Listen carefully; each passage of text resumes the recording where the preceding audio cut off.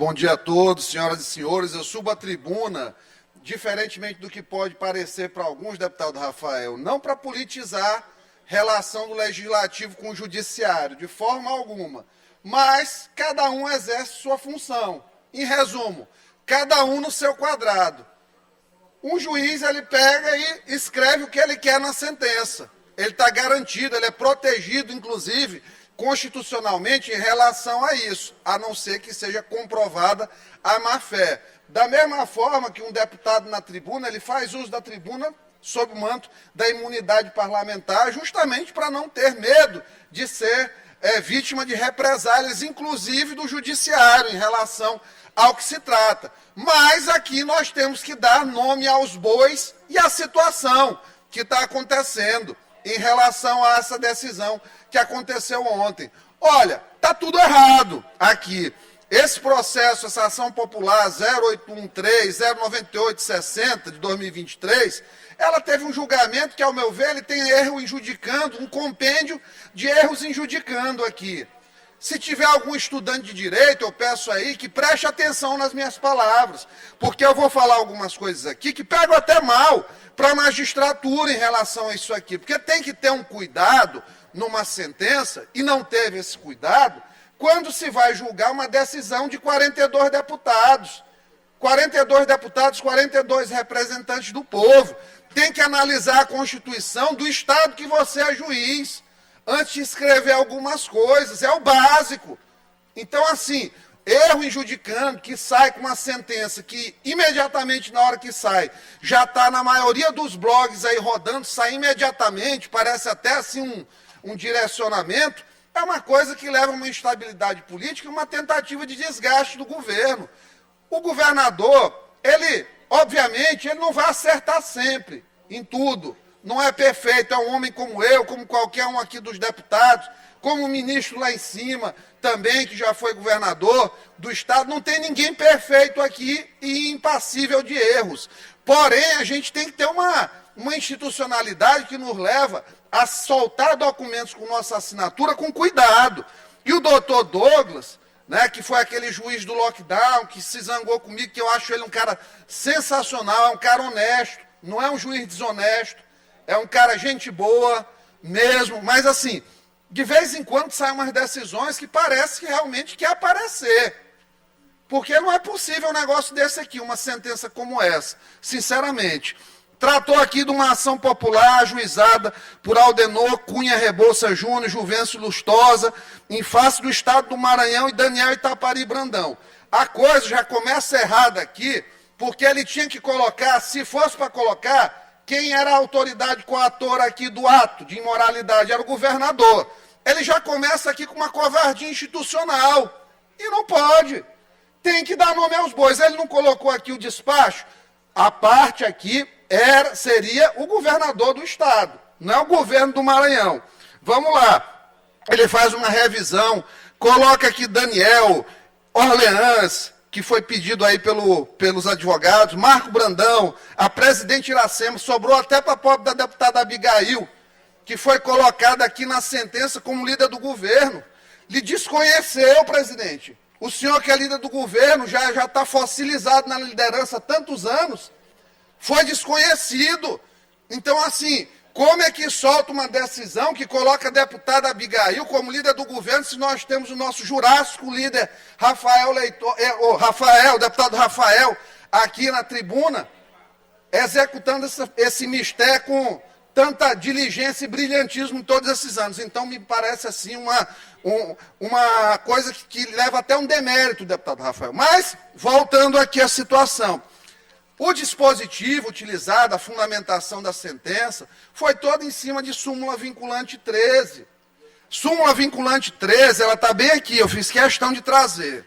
Olha, ela é de 2008. Nomeação de cônjuge, companheiro, parente em linha reta, colateral, por afinidade até terceiro grau, inclusive da autoridade nomeante, ou de servidor de pessoa jurídica investida em cargo de direção, chefia, assessoramento, para exercício de cargo em comissão, confiança, ainda de função gratificada da administração pública, direta e indireta, e qualquer um dos poderes. Compreendido, cargo de direção, chefia e assessoramento. cargo de direção, chefia e assessoramento. Gente do céu, um conselheiro de contas do Estado, ele é um cargo de natureza política, é um cargo vitalício, ele é um cargo em que o núcleo da coisa, a confiança, o parentesco, a possibilidade da insegurança em decorrência dessa nomeação, da pessoa ter medo de represálias e, portanto, fazer o que a autoridade que nomeou quer, tudo isso aí faz com que seja completamente diferente, porque a vitaliciedade, a semelhança do judiciário, é o que vai garantir a independência da pessoa. Está aqui, deputado Rafael, que é um sujeito sensacional, rompeu com os tios. É um exemplo aqui. Ele vai sair candidato em Timon, hoje é pré-candidato, eu espero que venha essa eleição, vai sair pré-candidato contra o grupo do tio. Por quê? Porque ele tem autonomia do mandato. Aí o conselheiro é sobrinho do governador, mas foi chancelado por 42 deputados aqui. Tem que assumir, tem que ser homem e mulher para assumir a responsabilidade. Ficar se escondendo agora, deixando desgaste para presidente da Assembleia, não é coisa de gente séria. Tem que subir aqui e dizer que votou. Todo mundo votou no Daniel aqui. Então, subir a tribuna e assumir. Então, o juiz Douglas, ele desconsiderou que a Assembleia Legislativa, que era a detentora da vaga, conforme a inteligência do artigo 64 da Constituição Estadual, mostrando, são 4 vagas desta Assembleia, reforçado, inclusive, pelo entendimento jurisprudencial dos TCEs, do STF, em relação a todos os TCEs do Brasil. 4 vagas da Assembleia, 3 vagas do governo estadual, do executivo estadual. Sempre vai ser assim. Vaga que abre sendo da Assembleia vai ser sempre preenchida por indicação da Assembleia. Ninguém botou faca no pescoço dos deputados aqui desta casa para nomeação do Daniel. Foi uma construção política, política tem que ser feita às claras, com honra, e foi o que foi trazido a esta casa. Então, quando o juiz vem falar que foi uma nomeação do governador, um nepotismo, primeiro, quem cria a crise institucional não é a Assembleia ao responder, é ele a dar uma decisão como essa, que é uma afronta à vontade expressa de 42 deputados que votaram nominalmente. Então, se tem nepotismo, cadê? Tem 42 aqui que chancelaram. Eu não vejo, porque a súmula vinculante 43 é clara. Em relação ao que foi falado na decisão, que está sendo atacada, a questão da literalidade da súmula vinculante 13, cumpre ressaltar, site do STF, só vai ser tratada essa questão em relação à separação entre agente político e servidor público no julgamento do recurso extraordinário 113.3118, com repercussão geral. Só a partir daí nós vamos ter definição em relação a isso. É engraçado, foi feito aqui um levantamento histórico de como começou o nepotismo, falaram aqui até de Rei Dom Manuel, em favor do genro. Pero Vaz de Caminha, autor das cartas portuguesas, entrou aqui na decisão, mas foi esquecido decisões, como quando Duarte Júnior saiu do PROCON, foi para a esposa, e o magistrado sempre esteve próximo ali. Quando o Lene substituiu o Márcio Gerri na Secretaria das Cidades. Se tem imoralidade aqui, por que que nunca foi questionada pelos nobres causídicos e dada nenhuma decisão contrária também da referida vara, no sentido da imoralidade dessas nomeações? A esposa. Nós estamos falando da esposa, linha direta, de parentesco. Quem dorme todo dia junto, acorda, toma café, às vezes almoça, às vezes janta. Então, são coisas que não dá para não afastar uma atuação política aqui do juiz, lamentavelmente, porque os pressupostos aqui foram todos desvirtuados. Primeiro, quando ele omite, não sei se voluntariamente ou por eventual imperícia na decisão, que foi ato da Assembleia. O governador, nas vagas que são indicadas pela Assembleia, de acordo com o artigo 52 da Constituição, ele tem competência privativa de nomear, ato de nomeação, encaminhar um RH. Apenas a escolha é a escolha da Assembleia Legislativa.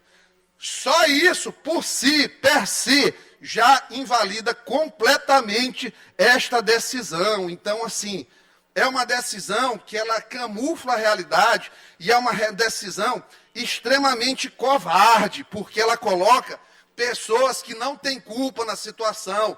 Deputada Abigail não era líder de governo. Querer colocar que foi um combinadão da presidente da Assembleia, o combinadão da presidente da Assembleia, ser colocada como governadora para assinar isso aqui, como se fosse uma manobra sorrateira. Combinadão foi naquele lockdown. Ali teve combinadão. Então, talvez, para quem faz combinadão em decisão, tenha combinadão nisso aqui. O governador saiu em viagem atrás de recursos para o Maranhão. Por quê? Porque quem nomeou o juiz Douglas, presidente nacional do Conselho Nacional de Política Criminal e Previdenciária, deixou o Estado quebrado. E o governador não faz uma coisa, dia após dia, que não seja ir atrás de recurso para este falido Estado do Maranhão. Infelizmente. Por quê? Porque foi administrado de maneira irresponsável, como se o dinheiro não fosse acabar, com a resposta para a busca de receitas no Estado do Maranhão sendo sempre de maneira debochada. Deus proverá. Deus proverá. Não se faz administração assim nem dentro da casa da gente. Imagina com recurso público. Deputado Rafael.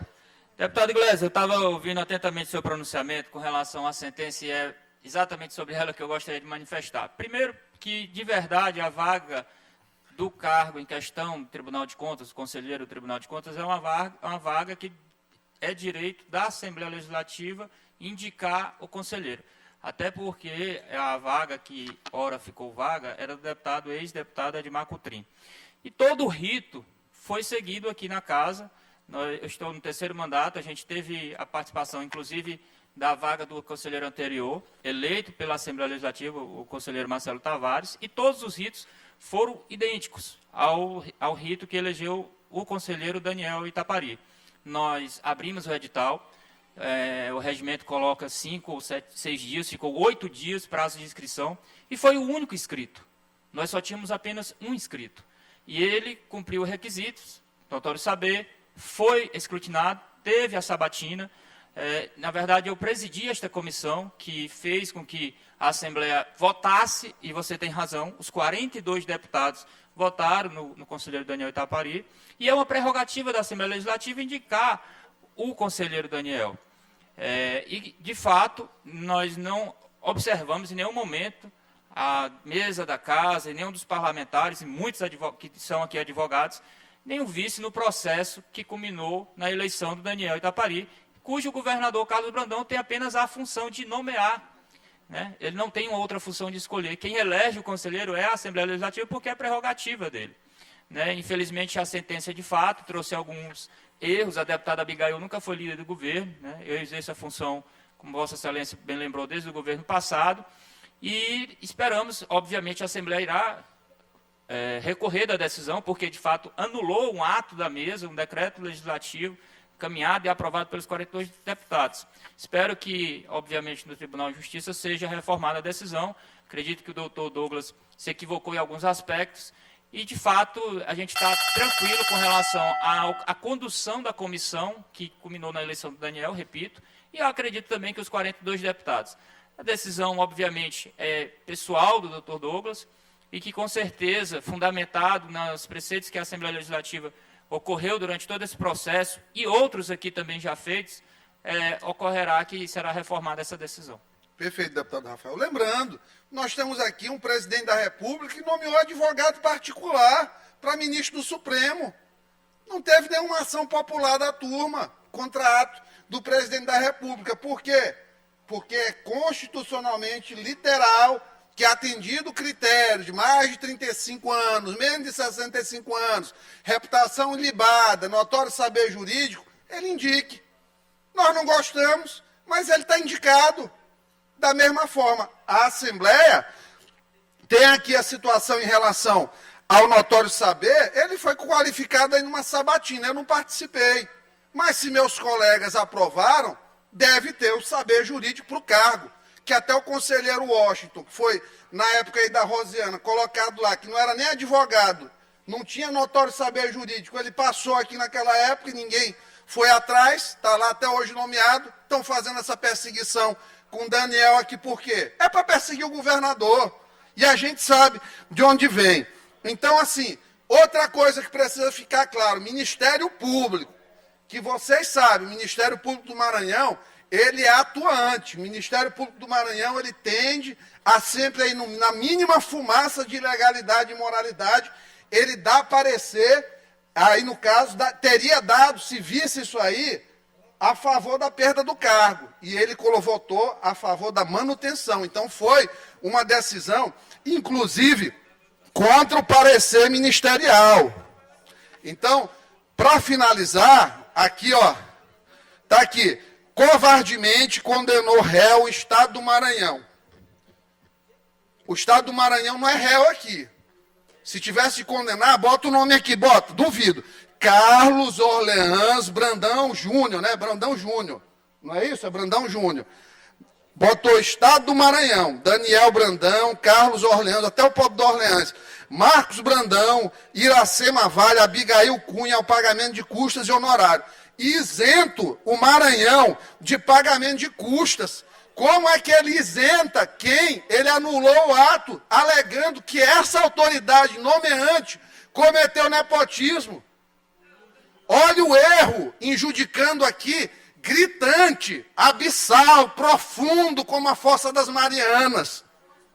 Negócio aqui vergonhoso juridicamente, com todo respeito à pessoa dele. E aí, algumas coisas aqui, pagou uns honorários para os advogados, mas pelo amor de Deus, uma decisão como essa ontem movimentou o noticiário, gera um desgaste sem tamanho para um governo que está tentando ter credibilidade para buscar recursos fora. Então, é um desserviço, é uma afronta ao princípio da separação dos poderes e não vou ficar calado. Decisão aqui para agradar Flávio Dino, no meu modo de ver, isso aqui só pode ter sido para isso, porque eu acho que nem o ministro pediu um negócio desse, porque é ousadia demais, né? Mas pegou muito mal. Espero realmente que o magistrado reflita nas próximas.